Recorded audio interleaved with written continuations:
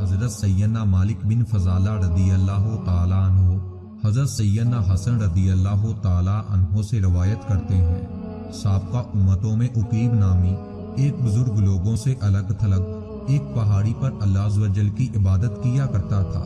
ایک بار انہیں خبر ملی کہ قریبی شہر میں ایک ظالم و جابر بادشاہ ہے جو لوگوں پر بہت ظلم کرتا ہے، بلا وجہ ان کے ہاتھ، پاؤں اور ناک، کان وغیرہ کاٹ ڈالتا ہے۔ جب آپ رحمت اللہ علیہ کو یہ اطلاع ملی تو آپ رحمت اللہ علیہ کے اندر نیکی کی دعوت دینے اور برائی سے منع کرنے کا عظیم جذبہ شدت سے ابھرا اور اپنے آپ سے کہنے لگے، مجھ پر یہ لازم ہے کہ میں اس ظالم کو اللہ تعالیٰ سے ڈرنے کی تلقین کروں اور اسے عذاب الہی سے ڈراؤں۔ چنانچہ آپ رحمت اللہ علیہ اس عظیم جذبے کے تحت پہاڑ سے اترے اور اس ظالم حکمران کے پاس پہنچ کر اس سے بڑے ہی جرأت مندانہ انداز میں فرمایا، تو اللہ تعالیٰ سے ڈر جا۔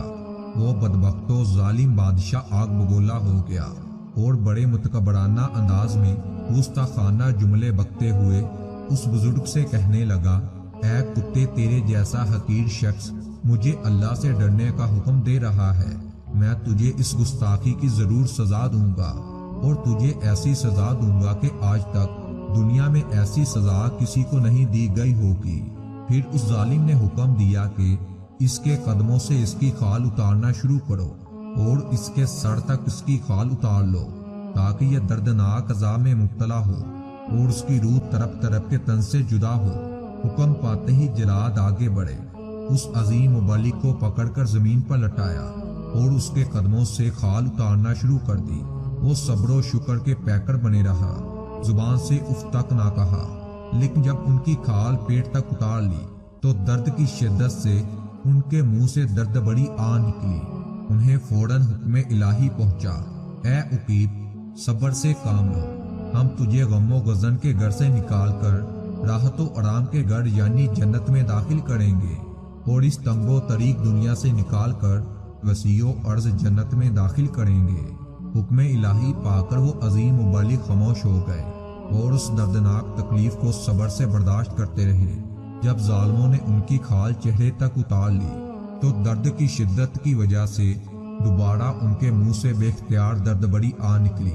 انہیں پھر حکم الہی پہنچا، اے عقیب، تیری اس مصیبت پر دنیا اور آسمان کی مخلوق رو رہی ہے، تمہاری اس تکلیف نے فرشتوں کی توجہ تمہاری طرف کرا دی ہے۔ اگر تو نے تیسری مرتبہ بھی ایسی ہی پر درد آ بڑھی تو میں اس ظالم قوم پر دردناک عذاب بھیجوں گا اور انہیں شدت عذاب کا مزہ چکھاؤں گا۔ یہ حکم الہی پا کر وہ خاموش ہو گئے اور پھر بالکل بھی منہ سے آواز نہ نکالی، اس خوف سے کہ کہیں میری آؤزاری سے اللہ تعالیٰ میری اس قوم کو عذاب میں مبتلا نہ کر دے۔ میں نہیں چاہتا کہ میری وجہ سے کوئی عذاب میں مبتلا ہو۔ بالآخر اس مرد مجاہد کی تمام کھال اتار لی گئی، لیکن اس نے دوبارہ سسکی تک نہ لی اور اپنی جان جانے آفرین کے سپرد کر دی۔ آفرین اے عظیم بہادر مبلغ، آفرین تیرے جذبہ تبلیغ اور امت سے خیر خواہی کے جذبے پر لاکھوں سلام۔ تو نے نیکی کی دعوت کی خاطر کتنی شدید تکالیف برداشت کی اور ظالم و جابر حاکم کا ظلم و جبر تجھے عظیم مقصد سے نہ روک سکا اور تو نے اس کے سامنے حق بات کہہ کر جہاد اکبر کیا۔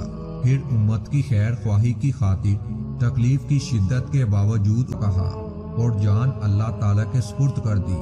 اے مرد مجاہد، تیری ان پاکیزہ خصلتوں پر ہماری ہزاروں جانیں قربان ہوں۔ اللہ عز و جل تجھے ہماری طرف سے اچھی جزا عطا فرمائے اور تیرے صدقے ہمیں بھی نیکی کی دعوت عام کرنے کی توفیق عطا فرمائے۔ خیر خواہی امت کا عظیم جذبہ ہمیں بھی عطا فرمائے اور ہر وقت سنتوں کی تبلیغ کی سعادت عطا فرمائے۔ ایسا جذبہ پاؤں کہ میں خوب سیکھ جاؤں، تیری سنتیں سکھانا مدنی مدینے والے۔